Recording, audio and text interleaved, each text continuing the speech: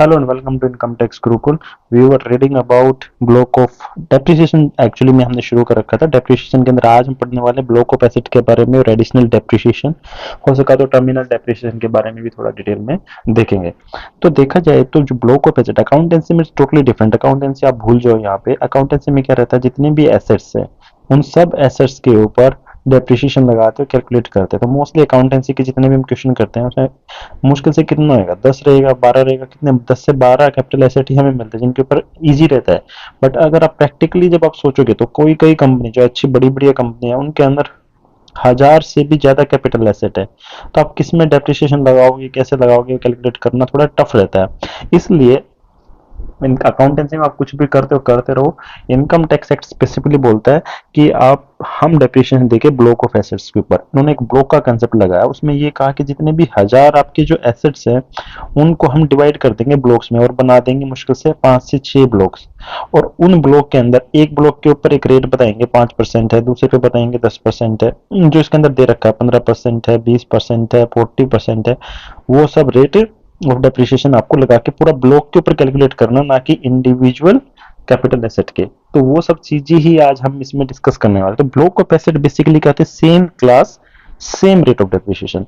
Class भी same होनी चाहिए और डेप्रिसिएशन का रेट भी सेम होना चाहिए। मान लो कि आपके पास दो बिल्डिंग है, बिल्डिंग ए और बिल्डिंग बी, दोनों के ऊपर रेट ऑफ डेप्रिसिएशन कितना है, 5%। तो इन दोनों का क्या बन जाएगा, एक ब्लॉक बन जाएगा। ठीक है, ये तो मैंने बता दिया इजी तरीके से। अगर मान लो ऐसे भी पॉसिबल है, देखो आप सब पॉसिबिलिटी प्रैक्टिकली आप देखोगे, 3 बिल्डिंग है ए बी सी, इसके ऊपर लगता है 5%, इसके ऊपर लगता है 10%, इसके ऊपर लगता है 5% का डेप्रिसिएशन। तो same rate same class, class तो तीनों की सेम है। ये भी बिल्डिंग है, ये भी बिल्डिंग है, ये भी बिल्डिंग है, तीनों की सेम क्लास है, कोई अलग क्लास नहीं है। लेकिन सेम रेट किसका है, ए का और सी का। तो एक ब्लॉक के अंदर क्या आएगा, बी आएगा, और एक ब्लॉक के अंदर ए प्लस सी दोनों आएंगे। तो इन दोनों का एक ब्लॉक बनेगा और इसका एक ब्लॉक बनेगा। ठीक है, तो हमें ये देखना है कि सेम क्लास होनी चाहिए, that is the fundamental rule. Same class and same rate. जो जहां पे सेम क्लास ऑफ एसेट और सेम रेट के साथ फॉर्मेशन होगी तो समझो कि उधर उस एक ब्लॉक बन जाएगा। यहाँ पे मैंने बिल्डिंग का केस लेके बताया आपको। बिल्डिंग के अलावा यहाँ पे फर्नीचर भी हो सकता है, कुछ भी हो सकता है। तो हमें देखना पड़ेगा कि कौन से एक रेट में आता है। रेट कहाँ से पता चलेगा, रेट के लिए हमारे पास एक अपेंडिक्स है, जो एनेक्चर है, वो डिसाइड करेगा। वो बता देता हूँ मैं कौन सा रहेगा जाने वाले वीडियो के अंदर। ठीक है, तो अब ये बात तो समझ में आ गई कि ब्लॉक ऑफ एसेट कहाँ से बनाना कैसे, वो तो बना देंगे। अब इसमें डेप्रिसिएशन लगाना कैसे, कौन सा तरीका। तो इनकम टैक्स एक्ट हमेशा डेप्रिसिएशन बताता है डब्ल्यूडीवी मेथड को, हमेशा।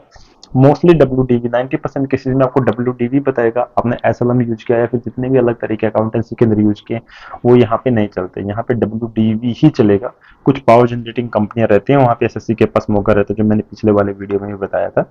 उनके अंदर ये मौका रहता है, एसएससी के पास ऑप्शन है कि वो एसएलएम यूज करना चाहते हैं या डब्ल्यूडीवी। बट एक बार उन्होंने जो सिलेक्ट कर लिया तो उसको ही हमेशा उसको यूज करते रहना पड़ेगा, उसको चेंज नहीं कर सकते। ठीक है, तो इसके अंदर देखा जाए तो वही सेम चीज है। दो तरह के एसेट रहते हैं हमारे पास, टेंजिबल एसेट और intangible asset. What intangible asset के अंदर गुडविल नहीं आती, उसके ऊपर डेप्रिसिएशन नहीं मिलता। और यहाँ पे मैं लिख देता हूँ स्पेसिफिकली नॉट लैंड, यहाँ पे लैंड नहीं आती, वो इसके अंदर इंक्लूड नहीं होती। ठीक है, अब उसके बाद हम बात करते हैं एडिशनल डेप्रिसिएशन की। ये तो हमने पहले जो वीडियो पढ़े उसमें तो पढ़ा डेप्रिसिएशन मिलता है। अब हम बात करेंगे एडिशनल डेप्रिसिएशन। एडिशनल डेप्रिसिएशन कितना मिलता है। जो एडिशनल डेप्रिसिएशन की रेट है बेटा 20%। उसका मतलब क्या हुआ एडिशनल डेप्रिसिएशन का, इसका मतलब ये हुआ जो आपको पहले से जो डेप्रिसिएशन मिल रहा था, जैसे मैंने पहले जिक्र किया कि ए और सी बिल्डिंग पे 5% का डेप्रिसिएशन मिल रहा है, उसके ऊपर 20% का एडिशनल डेप्रिसिएशन और मिलेगा, that is the additional depreciation. अच्छा, एडिशनल डेप्रिसिएशन और मिलता है, ऐसा क्यों कर रखा है। देखो ऐसा इसलिए कर रखा है कि हमारी गवर्नमेंट चाहती है, देखो जितना ज्यादा डेप्रिसिएशन आपको शुरू के साल में मिलेगा, जिस साल में अपने कैपिटल में इन्वेस्ट किया, उतना बेनिफिट रहता है एक एसएससी के लिए।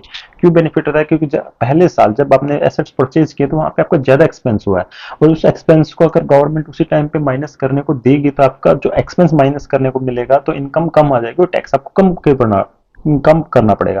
लेकिन अगर आपका जो एक्सपेंस है उसको धीरे करके बाद में दिया जाए तो जब शुरू में जितना एक्सपेंस मिलना चाहिए उतना तो क्लेम होगा नहीं, और जब उतना क्लेम नहीं होएगा तो जो प्रॉफिट है वो हमेशा क्या आएगा, हाई आएगा। जब प्रॉफिट हाई आएगा तो टैक्स भी हाई आएगा। लेकिन गवर्नमेंट, मैंने बताया था 35AD का केस, जहाँ पे कुछ बिजनेस है जहाँ पे 100% डेप्रिसिएशन दे देता है, पहले साल ही ले लो भाई पूरा, बाद में करने की जरूरत नहीं है। इसी तरह गवर्नमेंट कुछ ऐसे भी बिजनेस है जो 35AD के अंदर नहीं आते, 35AD के अंदर नहीं आते, वहां पे दूसरों में आते हैं, तो वहां पे उसको 20% का दे देगी कि चलो जो आपको मिल रहा है नॉर्मल वो तो मिलेगा ही मिलेगा, प्लस 20% का एक्स्ट्रा मिलेगा, उसको बोलते हैं एडिशनल डेप्रिसिएशन। अच्छा, तो अब कौन कौन से इक्विपमेंट एलिजिबल होते हैं इस डेप्रिसिएशन के लिए? कोई भी न्यू मशीनरी, पुरानी मशीनरी पे नहीं मिलेगा कोई भी न्यू मशीनरी, लेकिन उसके अंदर शिप और एयरक्राफ्ट नहीं आएगी, शिप और एयरक्राफ्ट को इंक्लूड नहीं करा। तो किसी भी मशीनरी और प्लांट के ऊपर, दो चीजें हैं उनके ऊपर मिलेगा। दूसरी चीजें ये है, इसको हमेशा एक्वायर किया होगा 31/1/2005 के बाद ही एक्वायर किया गया हो, उससे पहले एक्वायर किए तो उस टाइम पे एडिशनल डेप्रिसिएशन का कोई कंसेप्ट नहीं था। तो चलो ठीक है, ये नई मशीनरी के ऊपर मिलेगा, ये तो हमें पता चल गया। और प्लांट पे, मशीनरी और प्लांट दो चीजें हैं। फिर उसके बाद कौन कौन से बिजनेस में मिल सकता है? क्या सब बिजनेस, ट्रेडिंग का बिजनेस जो कर रहा है उसमें मिल सकता है कि उसके ट्रेडिंग के पास जो भी नहीं, जो मिलेगा सिर्फ मैन्युफैक्चरिंग और प्रोडक्शन ऑफ एनी आर्टिकल। जो भी कंपनी मैन्युफैक्चरिंग में है और आर्टिकल के प्रोडक्शन में है उसको ही बेनिफिट मिलेगा, अदरवाइज सब कंपनियों को इसका बेनिफिट नहीं मिलने वाला।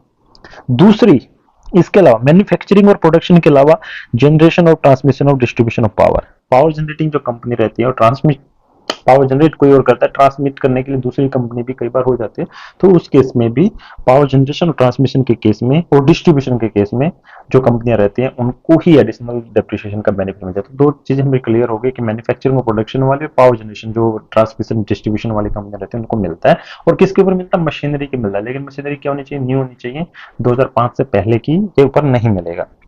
और सीबीडीटी ने एक सर्कुलर इशू करा था, काफी कंट्रोवर्शियल उसका, उसमें ये बता दिया कि, क्लियर कर दिया कि प्रिंटिंग और पब्लिशिंग अमाउंट टू मैन्युफैक्चर, तो प्रिंटिंग की जो कंपनियां रहती हैं उनके लिए जो मशीन खरीदते हैं, और पब्लिशिंग, कोई बुक पब्लिश कर रहा है, न्यूज़पेपर पब्लिश हो रहा है, मैगजीन पब्लिश हो रहे हैं, प्रिंट हो रहे हैं न्यूज़पेपर, बुक्स प्रिंट हो रहे हैं, तो उन सब कंपनियों को भी मैन्युफैक्चरिंग की डेफिनेशन में ही मान लिया जाएगा। और जब मैन्युफैक्चरिंग की डेफिनेशन में मान लिया जाएगा तो उनको एडिशनल डेप्रिसिएशन भी मिल जाएगा। ठीक है, वो एलिजिबल हो जाएंगे। और यहाँ पे बता दिया rate of additional depreciation is how much, 20%, 20% मिलेगा एक्स्ट्रा। अब बात आती है कि सर आपने बताया था कि पिछले चैप्टर में कि पुट टू यूज अगर 180 डेज से लेस है तो उसमें हाफ एफ डेप्रिसिएशन, तो क्या एडिशनल डेप्रिसिएशन तो पूरा मिलेगा? मान लो कि कोई भी एसेट परचेज किया और उसकी वैल्यू पुट टू यूज का, मान लो कि put to use is less,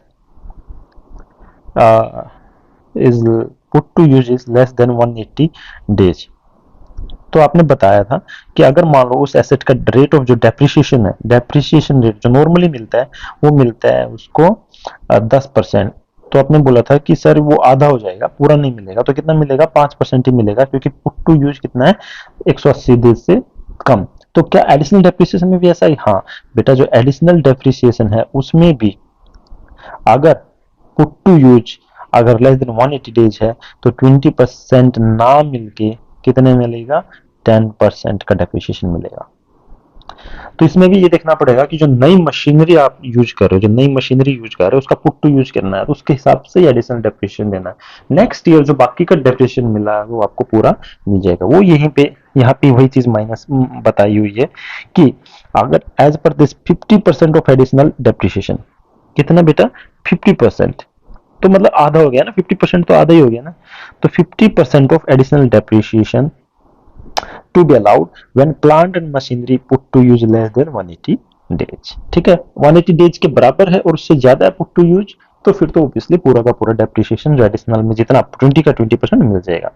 ये third proviso of section 30 also provide that balance 50% of additional depreciation, जो बाकी का बच गया, जो नहीं मिला, जो कि उसका put to use less than 180 days था, वो आपको ईयर ऑफ एक्विजिशन और पुट टू यूज में नहीं अलाउ किया, वो इमीडिएटली सक्सीडिंग प्रीवियस ईयर में मिल जाएगा। नेक्स्ट ईयर जो इमीडिएटली जो साल आएगा, मतलब इस साल अगर ये पहले साल की बात हो तो अगले साल में वो पूरा का पूरा उसको बेनिफिट मिल जाएगा। ठीक है, तो आपको एडिशनल डेप्रिसिएशन के जो टर्म एंड कंडीशन है वो समझ में आ गई कि किस किस कंपनी को मिलता है। तो ये आप ध्यान रखो, पावर जनरेटिंग और मैन्युफैक्चरिंग और प्रोडक्शन की कंपनी को मिलता है और 20% का मिलता है। अब एक ये भी रहता है कि कोई सब कुछ प्लांट एंड मशीनरी क्वालिफाई नहीं करते पुट टू यूज के लिए, सॉरी एडिशनल डेप्रिसिएशन के लिए। वो क्या है? तो मैंने बता दिया था कि सेकंड हैंड मशीनरी, नई मशीनरी होनी चाहिए, सेकंड हैंड मशीनरी अलाउड नहीं होती।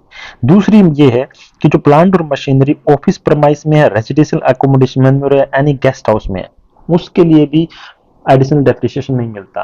रेजिडेंशियल तो क्या पर्सनल पर्पज के लिए तो उसमें तो मिलेगा नहीं, लेकिन अगर आप ऑफिस के अंदर भी लगा के रखा उस प्लांट एंड मशीनरी को आपकी फैक्ट्री की बजाय और आपके गेस्ट हाउस में लगा के रखा, तो वहां पे आपको उसका बेनिफिट नहीं मिला है। That is for the sure. जैसे मान लो कि आपका कोई भी मशीन है और उसको फैक्ट्री के अंदर आपने मशीन को लगा के रखा, आप कोई कंप्यूटर मैन्युफैक्चरिंग कंपनी हो, कंप्यूटर बनाते हो, वहां पे आपने एसी लगा के रखा क्योंकि वहां पे टेम्परेचर आपको कम करके रखना है, लेकिन वो एसी आपने नई मशीन ले ली तो उसके ऊपर आपको 20% का एडिशनल डेप्रिसिएशन मिल जाएगा, लेकिन आप उसको ऑफिस पर्पज जो कि ऑफिस में तो बिजनेस का ही पर्पज है ना, लेकिन ऑफिस में यूज करो तो वहां पे एडिशनल डेप्रिसिएशन नहीं मिलेगा। That is for sure. और कोई भी ऑफिस अप्लायंस और रोड ट्रांसपोर्ट व्हीकल वो भी नहीं मिलेगा। और इसके अलावा कई बार क्या होता है ना, कई बार क्या हमने आपको लास्ट वीडियो में बताया, अगर नहीं आपने देखा तो उसको वीडियो को जाके देखिए, तो सेक्शन 35 एडी हम कितनी बार उसका जिक्र अब भी कर चुके हैं। 35 एडी के अंदर पहले साल के अंदर ही 100% डेप्रिसिएशन मिल जाता है पहले साल के अंदर। तो जब पहले साल के अंदर 100% डेप्रिसिएशन मिल गया तो उसको बाद में एडिशनल डेप्रिसिएशन देने की जरूरत नहीं है। तो जो वो कोई भी एक्चुअल कॉस्ट अगर जिसको पूरे डेप्रिसिएशन अलाउड हो गया तो उसमें कंप्यूट करना हो तो पीजीबीपी के अंदर, तो उसके अंदर आपको एडिशनल डेप्रिसिएशन नहीं मिलेगा। That is for return it is share. दो प्लांट मशीन जहाँ पे 100% आपको पहले मिल गया तो 20% का एक्स्ट्रा नहीं मिला जाए, क्योंकि तो एडिशनल डेप्रिसिएशन का पर्पज ये है कि आपको गवर्नमेंट कुछ और बेनिफिट दे रही है ताकि ऊपर आपके ऊपर टैक्स बर्डन ना बने। जब आपको 100% का बेनिफिट दे ही दिया तो फिर एक्स्ट्रा 20% गवर्नमेंट नहीं देगी। ठीक है। अब एक बात और ध्यान रख लेना कि एडिशनल डेप्रिसिएशन अलाउड नहीं होता पावर जनरेटिंग अंडरटेकिंग जो ऑप्ट करते हो appendix 1A of rule 5, that is appreciation calculated the percentage on the actual cost of the calculated percentage of the actual. तो यहाँ पे जो अपेंडिक्स 1A को जो ऑप्ट करती है ना पावर अंडरटेकिंग कंपनी, उसके अंदर एडिशनल डेप्रिसिएशन नहीं मिलेगा। वो जो अपेंडिक्स 1A है, आप इनकम टैक्स रूल का जो रूल 5 है उसमें आप जाके देख सकते हो, और जो उसका एनेक्शर रहता है अपेंडिक्स का वो आप वहां पे पढ़ सकते हो। तो होप करता हूँ आपको अभी तक ब्लॉक ऑफ एसेट हमने पढ़ाया है और उसके बाद हमने पढ़ाया है एडिशनल डेप्रिसिएशन, वो आपको समझ में आ गया होगा। अगर इससे रिलेटेड आपको कोई भी क्यूरी है, कोई भी डाउट है, तो आप हमें बेझिझक पूछ सकते हो और कमेंट कर सकते हो। आपको अच्छा वीडियो लगा तो प्लीज चैनल को सब्सक्राइब करना मत भूलिए। Thank you, good bye.